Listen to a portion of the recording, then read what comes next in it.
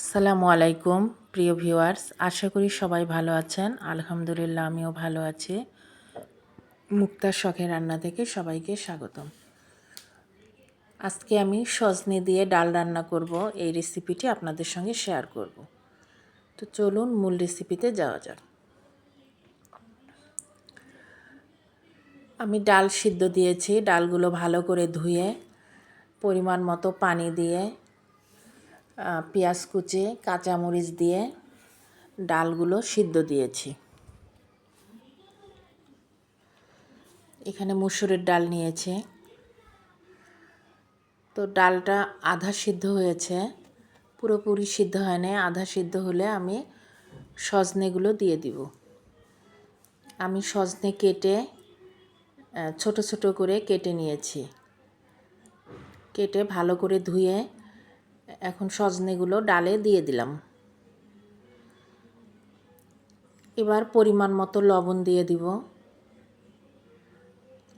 আমি ডাল সিদ্ধর সময় লবণ দেইনি, শুধু কাঁচামরিচ আর পেঁয়াজ দিয়ে সিদ্ধ করে নিয়েছে।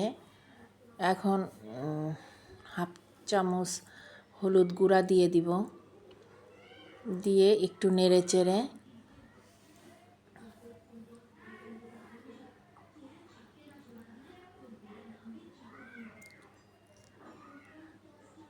এখন ঢেকে দিব। সজনা সিদ্ধ হওয়া পর্যন্ত অপেক্ষা করব।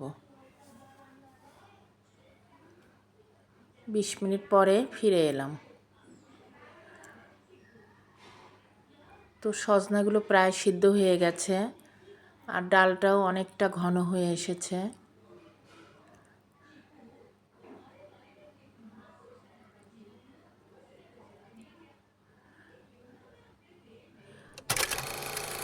এবার আমি প্যানে তেল দিয়ে দিব।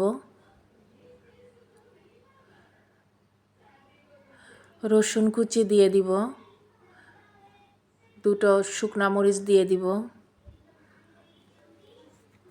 আর রসুন কুচি দিব, আর পেঁয়াজ কুচি দিব।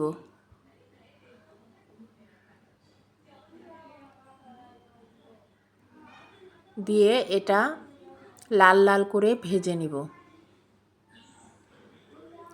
এখন নাড়তে থাকবো।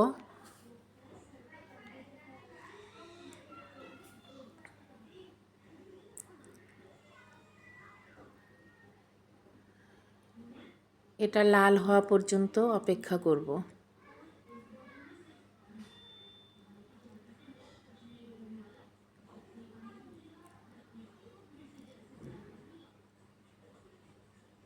তো এরকম ভাজতে ভাজতে লাল হয়ে আসলে এখানে 5 ফোড়ন দিয়ে দিব।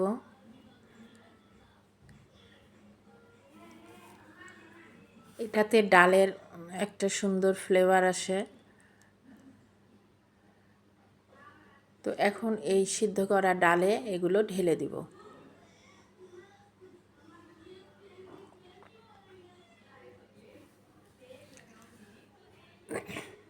দিয়ে এটা ভালো করে নেড়েচেড়ে মিশিয়ে নিব।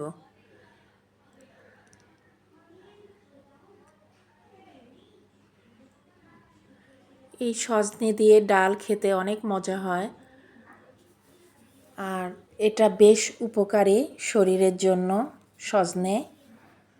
তো আমরা যদি সজনে এইভাবে ডাল দিয়ে রান্না করে খাই বা কোনো তরকারি মাছের সাথে যে কোনো কিছুর সঙ্গেই সজনে রান্না করে খাই, তাহলে আমাদের শরীরের জন্য অনেক উপকার হবে।